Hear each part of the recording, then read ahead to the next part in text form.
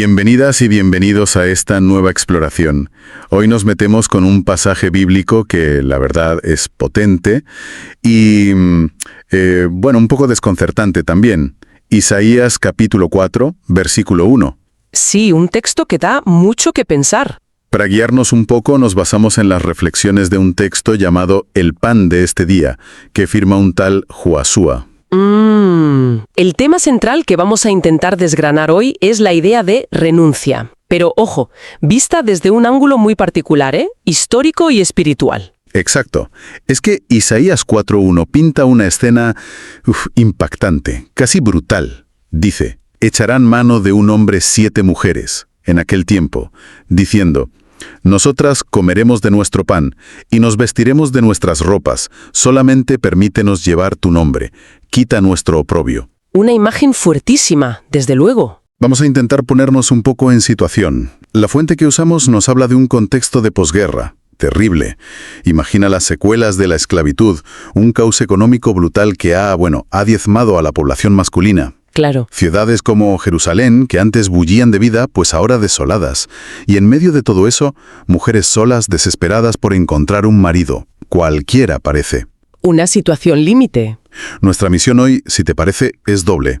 Por un lado, entender la profundidad de esa renuncia. O sea, ¿qué llevaba a estas mujeres a ofrecer algo tan extremo? Y por otro, ver cómo incluso en esa oscuridad tan densa, el texto del profeta abre una puerta a una esperanza inesperada. Así que vamos a ello, ¿no? Venga, vamos a analizarlo. La proporción inicial ya es que te deja helado. 7 mujeres por cada hombre disponible. 7-1. La fuente insiste mucho en esto. La guerra, la esclavitud, habían causado estragos tremendos entre los varones. Es que hay que imaginárselo. Mujeres que quizá en otros tiempos, tenían otras aspiraciones, otras vidas, ahora se ven forzadas a competir. ¿Y de qué manera? Por los poquísimos hombres que quedan. Y aquí viene lo fuerte, ¿no? Lo que están renunciando. Exacto. Para captar bien la magnitud de la escena es que es fundamental entender a qué renuncian. A ver, la ley mosaica, que era el marco legal y social de Israel, lo dejaba muy claro. El marido tenía la obligación, la responsabilidad básica, de dar alimento y vestido a su esposa. Era un derecho fundamental de ella, digamos. ¿Un derecho básico? Sí. Pero estas mujeres dicen, no, tranquilas. Nosotras nos las arreglaremos, comeremos nuestro pan, vestiremos nuestras ropas. O sea, están renunciando voluntariamente, explícitamente, a derechos esenciales que su propia ley les garantizaba. Pero, a ver, ¿qué podía ser tan importante como para llevarlas a eso? A renunciar a su sustento, básicamente. ¿Qué buscaban con esa desesperación? Pues buscaban librarse de algo que en esa cultura pesaba muchísimo socialmente. El oprobio, la vergüenza, la deshonra pública de no tener marido y, claro, de no poder tener hijos. Ah, claro, la descendencia. Para una mujer hebrea de esa época, formar una familia, tener hijos que siguieran el linaje, era, una de las máximas aspiraciones vitales, ¿sabes? Quedarse solas, sin protección, sin estatus social, sin familia después de una catástrofe así, era social y emocionalmente devastador. Entiendo. Por eso su ruego es tan conmovedor. Solamente permítenos llevar tu nombre, quita nuestro oprobio. Es desgarrador. Vale, entiendo mejor ahora. No buscaban tanto un proveedor, de hecho le libraban de esa carga. Justo. Sino un nombre, una identidad social. Buscaban dejar de ser invisibles, de cargar con esa vergüenza. Una posición, aunque fuera mínima, honorable, ¿no? A costa de sus derechos, pero honorable. Precisamente, buscaban desesperadamente un amparo social, una identidad reconocida, aunque fuera precaria, sí. Esa necesidad de pertenecer, de no estar marcadas por la vergüenza, era más fuerte que reclamar sus derechos materiales dentro de esa estructura. Es un panorama, desolador, la verdad. Pero lo sorprendente es que, justo ahí, ¿no?, en el punto más álgido de esa desesperación, el profeta Isaías mete un giro radical. El tono cambia por completo en el versículo que sigue. Así es un contraste muy, muy marcado. Justo después de esa imagen de humillación, de renuncia forzada, va el versículo 2 y declara: En aquel día el renuevo del Señor será hermoso y glorioso, y el fruto de la tierra la excelencia y la hermosura de los escapados de Israel. Menudo cambio. De la desolación a la promesa de hermosura y gloria. Hablemos de ese renuevo. ¿Qué o quién es exactamente? La palabra suena a eso, a esperanza, a algo nuevo que brota, ¿no? Pues mira, la fuente que manejamos es muy clara en esto. Identifica este renuevo, Tzemach, en el hebreo original como una figura mesiánica, sin lugar a dudas, Jesucristo. Ajá. Y es interesante que la palabra Tzemach evoca justo eso, algo que brota orgánicamente, con vida propia, como una planta que surge de la tierra, un contraste brutal con la esterilidad y la muerte que implicaba el oprobio que querían quitarse en el versículo anterior. Y es clave del Antiguo Testamento. Por ejemplo, Jeremías 23:5 habla de levantar a David un renuevo justo. Cierto. Y Zacarías 6:12 también menciona explícitamente al varón, cuyo nombre es el renuevo. Todas estas referencias apuntan a un descendiente muy especial del linaje de David, con una misión divina clara. Y lo fascinante, como decías, es el cuándo aparece esta promesa, justo después del lamento. Exacto. Eso es lo realmente potente aquí. ¿Cómo se presenta este renuevo? No es una idea abstracta, no. Se presenta como la respuesta divina, directa y específica a esa humillación, a ese oprobio, a esa vergüenza tan profunda del versículo 1. Es la contrapartida divina. La fuente lo subraya mucho. La solución definitiva a esa vergüenza no es conseguir un nombre humano, temporal, y menos renunciando a derechos. La solución real, la duradera, la que restaura de verdad, según esta lectura profética, es el nombre eterno de este renuevo divino, Jesucristo. Entiendo. Él es quien se convierte en la fuente de la auténtica gloria, de la hermosura, de la dignidad, para los supervivientes, para esos escapados de Israel. Veo la conexión, la desesperación humana buscando un nombre para quitar la vergüenza, y la respuesta de Dios ofreciendo un nombre que no solo quita la vergüenza, sino que da gloria. Potente. Muy potente. Ahora, la fuente que estamos usando no se queda solo en el análisis histórico de Isaías. Propone que esta dinámica de renuncia y búsqueda de identidad tiene ecos en otras esferas, ¿verdad? ¿Podemos explorar esas aplicaciones? Claro que sí. La fuente sugiere 3 niveles, digamos, de lectura o aplicación de esta idea, que van más allá de las mujeres de Jerusalén en ese momento concreto. Vale, pues empecemos por la primera. Israel como nación. ¿Cómo encaja esta dinámica ahí? Bueno, la fuente recuerda cómo Israel, a lo largo de su historia bíblica, recibió muchísimas advertencias divinas para seguir un camino de justicia, de obediencia.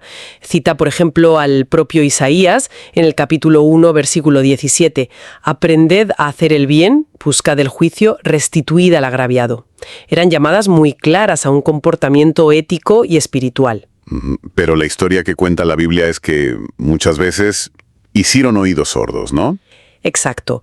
La fuente señala que en muchas ocasiones Israel como pueblo eligió gobernarse por sus propios criterios, ignorando los mandatos de Dios y siguiendo sus impulsos o, las costumbres de las naciones vecinas. Y eso tuvo consecuencias. Y el resultado, descrito tanto por los profetas como por la historia, fue a menudo la consecuencia directa de esas elecciones. Devastación, guerras perdidas, exilio, esclavitud, justo la pérdida masiva de hombres que veíamos reflejada en el versículo 1, y un orgullo nacional muy herido. Entonces, ¿la renuncia aquí sería la de Israel a seguir a Dios? ¿Esa es la idea? Esa es la lectura que propone la fuente, sí. Se trata de una renuncia a los caminos de Dios, una lección de autonomía que, según esta visión, pues lleva inevitablemente a la ruina, a la desolación. En cierto modo, cosecharon lo que sembraron. Claro. Ese deseo tardío de procrear, de continuar el linaje, que se ve en la desesperación de las mujeres, choca con la dura realidad que su propia desobediencia había ayudado a crear. Tuvieron que aceptar lo que Dios no había querido, esa situación tan límite. Pero incluso en esa situación tan oscura, hay esperanza para ellos. Sí, y eso es crucial. Incluso en esa ruina que la fuente llama autoinfligida, Dios no los abandona del todo. La promesa del renuevo sigue ahí, en pie. A pesar de todo. A pesar de todo. Incluso en medio de las consecuencias de su renuncia a Dios, Él ofrece una vía de restauración futura a través de esa figura mesiánica. La misericordia, digamos, persiste incluso en el juicio. Vale, esa es la aplicación a Israel. La segunda lectura que propone la fuente amplía el foco muchísimo más, ¿no? Habla de la humanidad en general. Correcto. La fuente describe una condición que considera universal, un alejamiento generalizado de la humanidad respecto a Dios. Habla de una renuncia fundamental a lo que Dios pide, una tendencia a volcarse en ídolos, sean objetos, personas, ideas, placeres descritos como vanos, y a honrar lo creado en lugar de al creador. ¿Se basa en algún texto bíblico para una afirmación tan amplia? Sí, cita un pasaje muy conocido de la Carta a los Romanos, el capítulo 1, versículos 18 al 23. Ahí el apóstol Pablo argumenta que la humanidad, aunque tiene cierto conocimiento de Dios a través de la creación, no le dio la gloria que le correspondía. ¿Y en lugar de eso? Y en lugar de eso, dice Pablo, cambiaron la gloria del Dios incorruptible en semejanza de imagen de hombre corruptible, de aves, de cuadrúpedos y de reptiles. Es una descripción muy gráfica de lo que la fuente llama una caída universal. Y en ese contexto de renuncia universal a la relación original con Dios, ¿dónde entra Cristo? Pues se le presenta como la única respuesta posible. En medio de ese panorama de alejamiento y sus consecuencias, lo que en teología se llama pecado, Jesucristo es introducido como la única figura capaz de restaurar esa relación rota, de reparar lo que esa renuncia original destruyó. El único capaz de revertir eso. La fuente lo describe así, como el único fértil para la vida del hombre, el único capaz de revertir la esterilidad espiritual que resulta de esa separación. Hay un paralelismo claro, entonces. La desesperación individual de las mujeres buscando un nombre que quite su oprobio en Isaías 4.1 se refleja a escala cósmica en una humanidad que busca algo, ídolos, placeres, reconocimiento, para llenar un vacío o quitar una vergüenza existencial mucho más profunda. Exactamente. Es el mismo patrón, pero magnificado. La búsqueda de algo externo para cubrir una carencia interna fundamental que viene de esa renuncia original a la relación con Dios. Entendido. Y llegamos a la tercera aplicación, que la fuente dirige de forma más específica hacia la esfera de la religión. Esta quizás sea la más incómoda, ¿no? O la que más interpela. Es posible, sí. La fuente sugiere que incluso dentro de estructuras religiosas, iglesias, comunidades que en teoría siguen a Cristo, puede darse una dinámica parecida a la de las mujeres de Isaías. ¿En qué sentido? Pues plantea que algunos pueden echar mano de Jesús como Señor, pero de una forma, digamos, superficial, casi como un formalismo. ¿Y con qué motivación según esta lectura? Principalmente, sugiere la fuente, para quitar la afrenta de la improductividad espiritual. O sea, para evitar la vergüenza, el oprobio de no mostrar los frutos que se esperan de una vida de fe, ¿sabes? Para no parecer espiritualmente estériles ante los demás o incluso ante uno mismo. Buscando la etiqueta, digamos. Se busca el nombre, la etiqueta de cristiano, para cubrir esa posible vergüenza. Pero la crítica va más allá, ¿eh? No es solo aparentar. ¿Qué más señala? El punto crítico que señala la fuente es que en esos casos no se recibe a Jesús como el Dios verdadero que reclama una entrega total de la vida. Se sigue viviendo normal y corriente, con los propios planes, las propias prioridades.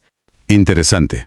El interés principal, argumenta, puede estar más en la salvación, entendida a veces solo como los beneficios personales, como evitar el castigo o asegurarse el cielo, que en el Salvador mismo. Y claro, esto último implicaría una relación personal profunda, someterse a su señorío, una transformación real del carácter, de la conducta. Y para apoyar esto, vuelve a citar a Isaías, creo. Sí, esta vez del capítulo 29, versículo 13. Un pasaje que, por cierto, el propio Jesús citó después. Este pueblo se acerca a mí con su boca y con sus labios me honra, mas su corazón está lejos de mí. Es la imagen perfecta de una religiosidad externa, de boquilla, que no nace de una conexión real del corazón. Esto plantea preguntas muy serias sobre la autenticidad de la fe, ¿no? O sea, ¿qué significa realmente buscar el nombre de Cristo solo para tapar una carencia, una vergüenza, una necesidad de aceptación social o espiritual, pero sin esa entrega real de la que hablas? Es que es una analogía directa y muy potente con las mujeres del versículo 1. Ellas buscaban el nombre del marido por el beneficio social inmediato, quitar el oprobio, pero estaban dispuestas a renunciar a la relación plena que implicaba derechos y deberes mutuos, el sustento, el vestido. El paralelismo es claro. De forma similar, se puede buscar la etiqueta cristiano o el nombre de Jesús para obtener ciertos beneficios que se perciben: paz mental, comunidad, esperanza de vida eterna, quitar la vergüenza del pecado, pero renunciando a la relación transformadora que implica rendir la propia voluntad y seguirle de verdad. Se busca el título, pero sin la transformación que conlleva. Vale. Frente a todas estas formas de renuncia que hemos visto, la de Israel a Dios, la de la humanidad a su Creador, la de una religiosidad que renuncia a entregarse del todo, la fuente presenta un contraste muy fuerte. Habla de la verdadera renuncia del creyente. ¿En qué consiste esta? Aquí la palabra renuncia da un giro de 180 grados. La fuente lo dice de forma muy directa, mira. Nosotros, en cambio, hemos renunciado a ser para darle paso a Jesucristo.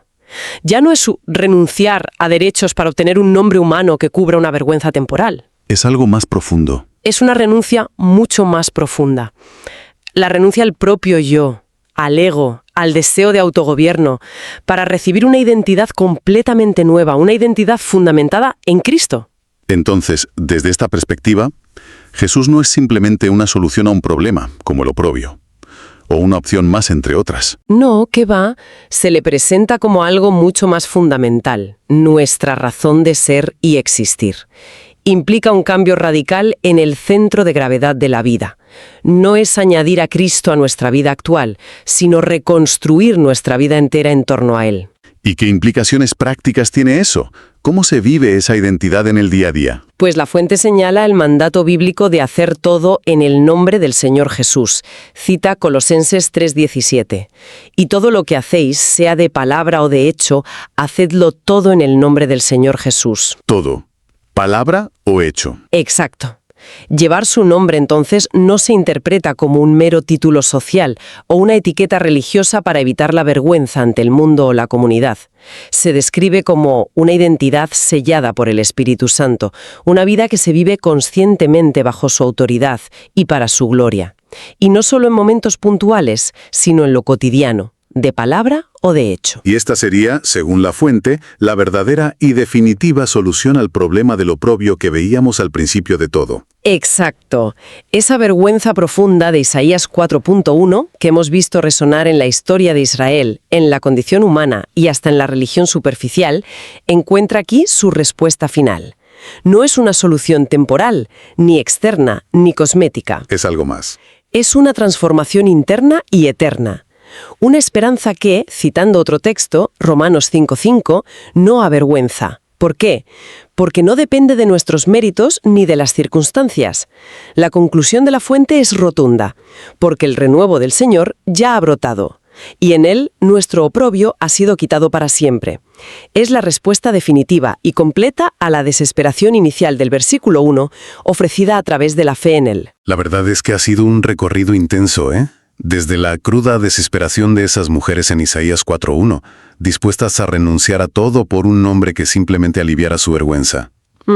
Hasta esta figura del renuevo, identificado como Jesucristo, que ofrece una identidad y una gloria completamente nuevas. Hemos visto cómo esa compleja danza de renuncia, oprobio y búsqueda de identidad resuena en la historia de Israel, en la condición humana en general, y de manera quizá más desafiante en la propia práctica religiosa. ¿Cómo podríamos sintetizar el mensaje central de todo este análisis? Yo creo que el análisis de hoy, siguiendo la línea de la fuente, lo que hace es poner de relieve una necesidad humana que es fundamental y universal. La necesidad de pertenencia, de tener una identidad valiosa y ese deseo profundo de superar la vergüenza, el oprobio, el sentirnos inadecuados o rechazados. Está en todos, de alguna manera. De alguna manera, sí. La petición desgarradora por un nombre en Isaías 4:1 es un eco potente que resuena en muchísimas búsquedas humanas. Sin embargo, el argumento central que hemos explorado es que la respuesta última, la que de verdad transforma y libera, no se encuentra en soluciones humanas temporales, ni en nombres o etiquetas que solo cubren las apariencias. ¿Dónde se encuentra entonces? Reside, según esta interpretación teológica, en el renuevo divino, en Jesucristo. Él no ofrece un nombre prestado o una solución superficial, sino una identidad completamente nueva, redimida, capaz de quitar el oprobio de raíz y para siempre. Y como solemos hacer en estas exploraciones, todo esto nos deja con algunas preguntas. Preguntas para la reflexión personal, ¿no? Que surgen directamente del material que hemos estado viendo hoy. No para responderlas aquí y ahora, claro, sino para que cada cual se las lleve y les dé una vuelta. Buena idea. Por ejemplo, ¿se está buscando a Jesús principalmente para quitar una vergüenza personal, sea social, moral, espiritual, o se le busca para rendirle la vida entera? Una pregunta clave. Otra, Interesa primordialmente al Salvador como persona, reconociendo su señorío sobre todas las áreas de la vida, o interesan más bien solo la salvación y sus beneficios asociados, casi como si fuera una póliza de seguros. Uf, esa es profunda. Y esta, ¿qué significa llevar su nombre? ¿Es una etiqueta religiosa externa que se adopta por conveniencia o tradición?